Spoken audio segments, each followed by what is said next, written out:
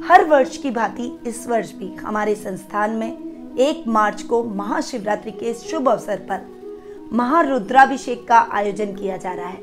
यदि आप अपने नाम से इस पूजा का लाभ प्राप्त करना चाहते हैं तो नीचे दिए गए नंबरों पर संपर्क जरूर करें। ओम नमः शिवाय। मैं निधि शिमाली आपके अपने इस YouTube चैनल में आप सभी का स्वागत करती हूँ। फाल्गुन मास के कृष्ण पक्ष की चतुर्दशी को महाशिवरात्रि का पर्व बहुत ही धूमधाम से मनाया जाता है और इस बार 1 मार्च को हम सभी इस पर्व को बहुत ही धूमधाम से मनाएंगे। शिव को मंगलमय और मंगलदाता कहते हैं। शिव ही पंच देवों में प्रधान, आगम निगम आदि शास्त्रों के अधिष्ठाता हैं। वेदों में शिव को अजन्मा, अव्यक्त, अनंत, ब्रह्मांड का कारण और सृष्टा, पालक और संहारक के नाम से जाना जाता है। महादेव को कोई किसी भी कार्य के लिए विवश नहीं किया जा सकता, किंतु श्रद्धा से यदि उन्हें एक बिल्व पत्र चढ़ाया जाए तो वे प्रसन्न हो जाते हैं। वे किसी भी नियम से बाधित नहीं हैं, पर वे किसी भी नियम का उल्लंघन भी नहीं करते। अष्टांग योग का ज्ञान हमें महादेव ने ही दिया है। शिवलिंग की पूजा विशेष लाभकारी रहती है और कहते हैं शिव के नाम से बड़ा शिवलिंग माना जाता है। शिवलिंग बिंदु नाद के रूप में होता है। बिंदु मतलब माता पार्वती और नाद का अर्थ है शिव, यानी शिवलिंग 2 शब्दों से बिंदु नाद से बना है और इन दोनों की शक्तियां इस शिवलिंग में समाहित होती है। इसलिए यदि हम महादेव की पूजा न करके महादेव के प्रतीक रूप शिवलिंग की पूजा करते हैं तो भी हमें महादेव और माता पार्वती का आशीर्वाद प्राप्त हो जाता है। अब आप सभी के मन में ये जिज्ञासा होगी कि महादेव की पूजा प्रदोष काल में क्यों की जाती है, यानी भोलेनाथ को प्रदोष काल क्यों प्रिय है। प्रदोष काल यानी सूर्यास्त के बाद का वह समय जो रात्रि और सूर्यास्त के बीच का समय माना गया है। इस समय भगवान आशुतोष प्रसन्न मुद्रा में नृत्य करते हैं और माता पार्वती और भोलेनाथ का विवाह भी इसी काल में हुआ था। इसीलिए महाशिवरात्रि की पूजा प्रदोष काल में बहुत विशेष लाभदायक मानी गई है। 12 ज्योतिर्लिंगों का प्रादुर्भाव भी प्रदोष काल में ही हुआ था। शिव की पूजा करते समय साधक को कुछ विशेष बातों का भी ध्यान रखना चाहिए, यानी साधक को शिव प्रतिष्ठित स्थान के दक्षिण दिशा में उत्तरमुखी होकर बैठना चाहिए और ओम शिवेभ्यो नमः मंत्र का उच्चारण कर रुद्राक्ष की माला से शिव पंचाक्षर मंत्र और रुद्र गायत्री मंत्र का पाठ इस दिन जरूर करना चाहिए।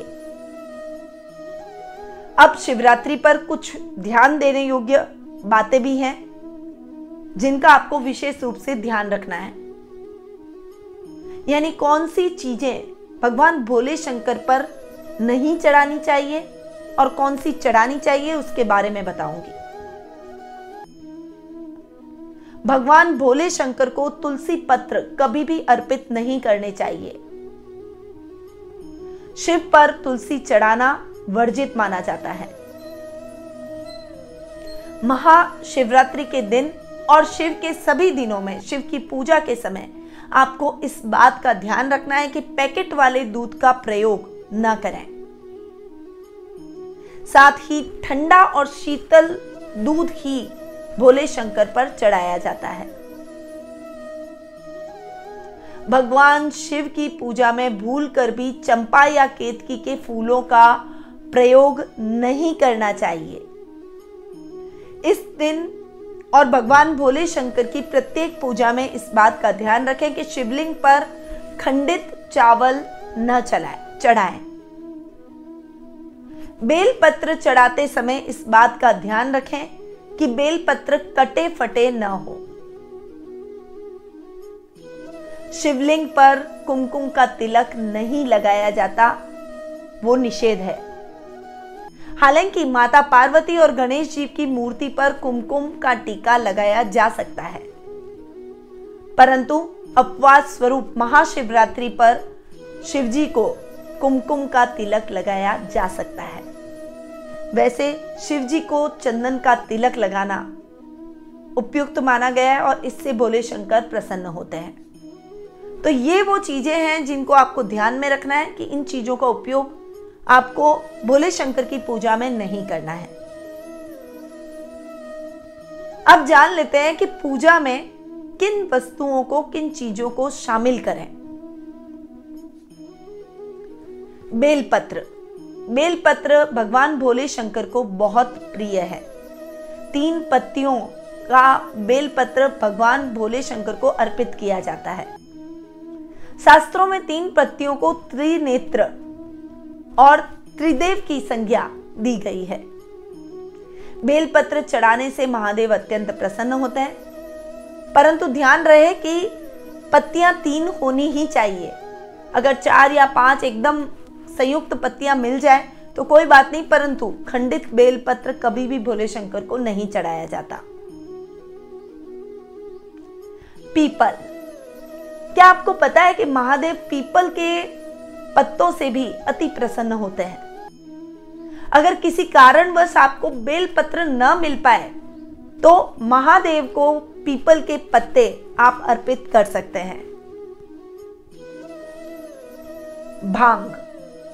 इस दिन शिव को भांग के पत्ते या भांग से बनी ठंडाई भी अर्पित कर सकते हैं। कहा जाता है कि जब समुद्र मंथन के दौरान महादेव ने सृष्टि की रक्षा के कारण विष का पान किया था और उसको कंठ से नीचे नहीं उतारा था, तब उन्हें भयंकर पीड़ा और जलन का सामना करना पड़ा था।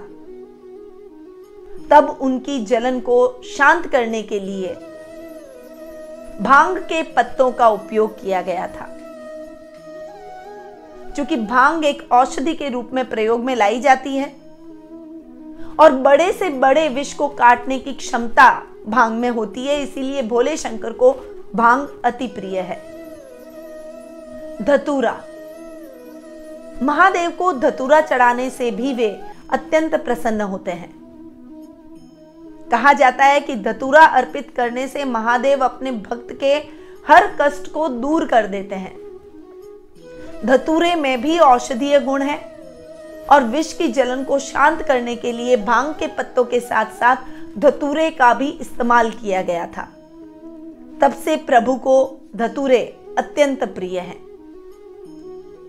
शमी के पत्ते। अगर आप शनि के प्रकोप से ग्रसित हैं तो महाशिवरात्रि के दिन महादेव को शमी के पत्ते अर्पित करने चाहिए। इससे शनि के दोष से मुक्ति मिलती है, क्योंकि शनि के आराध्य देव महादेव हैं। तो अगर शनि देव को प्रसन्न करना है, उनकी दृष्टियों को शांत करना है, तो आप महादेव की पूजा आराधना करें। शनि अपने आप ही शांत रहेंगे। गंगा जल। गंगा भगवान विष्णु के चरणों से निकली और भगवान शिव की जटाओं से होते हुए धरती पर उतरी है, इसलिए नदियों में परम पवित्र गंगा को माना गया है। गंगा जल से भगवान शिव का अभिषेक करने से मानसिक शांति और सुखों की प्राप्ति होती है। और गन्ने का रस। गन्ना जीवन में मिठास और सुख का प्रतीक माना गया है। शास्त्रों में गन्ने को बहुत ही पवित्र माना गया है। प्रेम के देवता कामदेव का धनुष भी गन्ने से ही निर्मित है। देव प्रबोधनी एकादशी के दिन गन्ने का घर बनाकर भगवान विष्णु और माता तुलसी की पूजा आराधना की जाती है। अतः भगवान भोले शंकर को भी गन्ना अति प्रिय है। गन्ने से शिवलिंग का अभिषेक करने से घर में कभी भी धन धान्य की कमी नहीं रहती और धन धान्य में उत्तरोत्तर वृद्धि होती है।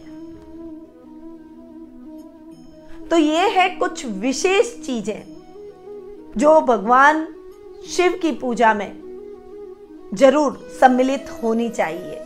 तो इस महाशिवरात्रि पर आपको इन चीजों का उपयोग करते हुए भगवान भोले शंकर को प्रसन्न करना है, और जिन बातों का मैंने ध्यान रखने के लिए बोला है उन चीजों का उपयोग बिल्कुल भी ना करें और उन बातों का ध्यान जरूर रखें। आपके लिए ये महाशिवरात्रि मंगल ही मंगल लेकर आए। भगवान भोले शंकर का आशीर्वाद सदैव आप पर बना रहे, उनकी कृपा से आपके सभी कष्टों का नाश हो। इन्हीं शुभकामनाओं के साथ निधि श्रीमाली का नमस्कार। ओम नमः शिवाय।